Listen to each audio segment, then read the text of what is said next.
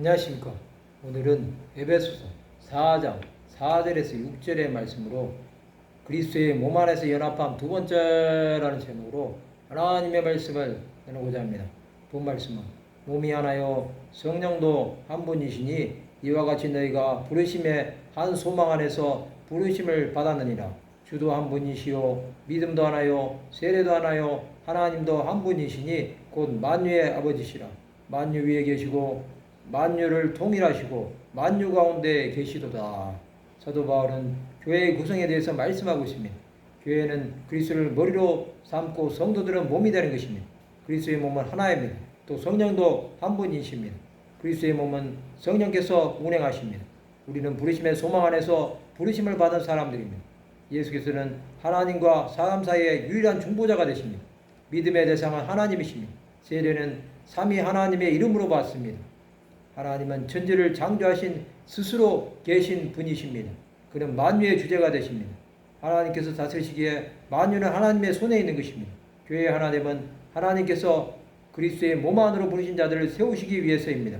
교회의 사명인 가르침과 하나님 나라 전파와 치유는 너희는 온천하 만민에게 복음을 전파하라는 예수 그리스도의 명령에 순종하는 것입니다.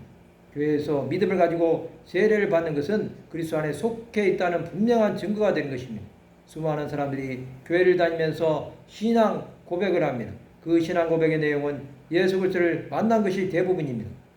그러나 더 중요한 것은 예수를 만나서 변화된 인격이 되는 것입니다. 그런 삶은 하나님 나라를 위해 살게 되어 있습니다. 우리 신앙 고백의 대상인 삼위 하나님은 우리를 구원하실 것을 창세전에 계획하시고 죄에서 구속하심으로 하나님의 자녀로 보증해 주신 것입니다. 이것을 믿는 초대교회 성도들은 자신들에게 다가오는 환난과 박해를 믿음으로 이겨낸 것입니다. 그들은 부르심의 소망을 따라 하나님 나라에 대한 약속을 바라보고 끝까지 믿음의 경주를 할 수 있었던 것입니다.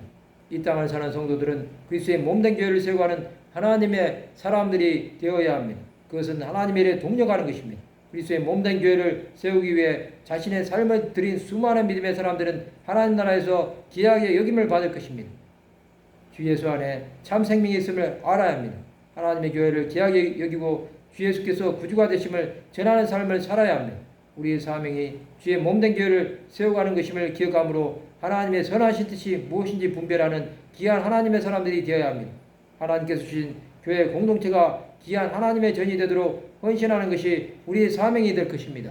성도 여러분, 하나님께서 우리를 구원하신 목적이 교회를 세우기 위한 하나님의 계획임을 깨달으시기 바랍니다. 그럴 때 우리를 위해 준비하신 하나님 나라가 심령에 임하는 것을 경험하게 될 것입니다. 말씀을 마치고자 합니다. 교회 안에서 삼위 하나님의 이름을 높이는 하나님의 백성들이 되시기를 주님의 이름으로 축원합니다.